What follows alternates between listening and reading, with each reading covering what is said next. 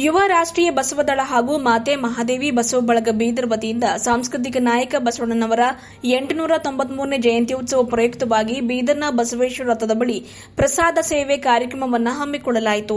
ಬಸವ ಜಯಂತ್ಯೋತ್ಸವ ಮೆರವಣಿಗೆಯಲ್ಲಿ ಭಾಗಿಯಾದ ಬಸವ ಭಕ್ತರು, ಬಸವ ಅನುಯಾಯಿಗಳು ಸೇರಿದಂತೆ ಸಾವಿರಾರು ಜನರಿಗೆ ಪ್ರಸಾದ ವ್ಯವಸ್ಥೆಯನ್ನು ಮಾಡಿದರು.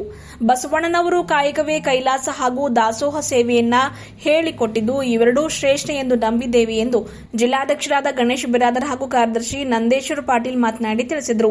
ಬಸವಣ್ಣನವರ ತತ್ವ ಸಿದ್ಧಾಂತಗಳನ್ನು ಅನುಸರಿಸುವ ಮೂಲಕ ಬಸವಣ್ಣನವರ ಜಯಂತ್ಯೋತ್ಸವ ಆಚರಿಸೋಣ ಎಂದು ತಿಳಿಸಿದರು. ಈ ಸಂದರ್ಭದಲ್ಲಿ ಯುವ ರಾಷ್ಟ್ರೀಯ ಬಸವದಳ ಹಾಗೂ ಮಾತೆ ಮಹಾದೇವಿ ಬಸವ ಬಳಗದ ಪದಾಧಿಕಾರಿಗಳು, ಬಸವ ಭಕ್ತರು, ಬಸವ ಅನುಯಾಯಿಗಳು ಉಪಸ್ಥಿತರಿದ್ದರು. ಇದು 893ನೇ ಬಸವ ಜಯಂತಿ ನಿಮಿತ್ತವಾಗಿ ನಾವು ಇಂದು ಯುವ ರಾಷ್ಟ್ರೀಯ ಬಸವ ಹಾಗೂ ಮಾತೆ ಮಹಾದೇವಿ ಬಸವ ಬಳಗದ ವತಿಯಿಂದ ಪ್ರಸಾದ ಸೇವೆ ಮಾಡುತ್ತಿದ್ದೇವೆ.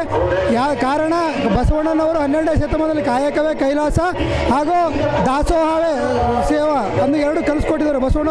ಬಸವಣ್ಣವರು ಹಾಕಿಟ್ಟ ಮಾರ್ಗವನ್ನೇ ದಾಸೋಹ ಸೇವೆ, ಎಲ್ಲಕ್ಕಿಂತ ಶ್ರೇಷ್ಠವಾದ ಸೇವೆ ದಾಸೋಹ ಹಾಗೂ ಕಾಯಕ.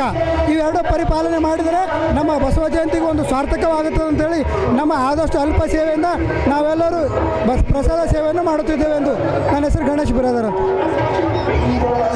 ಗಣೇಶ್ ಡಿಗ್ರೋ ಸ್ವಲಿಂಗಾಯ ನಮ್ಮ ಯುವ ರಾಷ್ಟ್ರೀಯ ಬಸವದಳ ಹಾಗೂ ಮಾತೆ ಮಹಾದೇವಿ ಬಸವ ಬಳಗದಿಂದ 893ನೇ ಜಯಂತಿ ಉತ್ಸವ ಅಂಗವಾಗಿ ಎಲ್ಲರೂ ಒಂದು ಪ್ರಸಾದವನ್ನು ಮಾಡಬೇಕಂಗೆ ಎಲ್ಲರೂ ಮನಸ್ಸಿನಲ್ಲಿ ಹುಟ್ಟಿತು.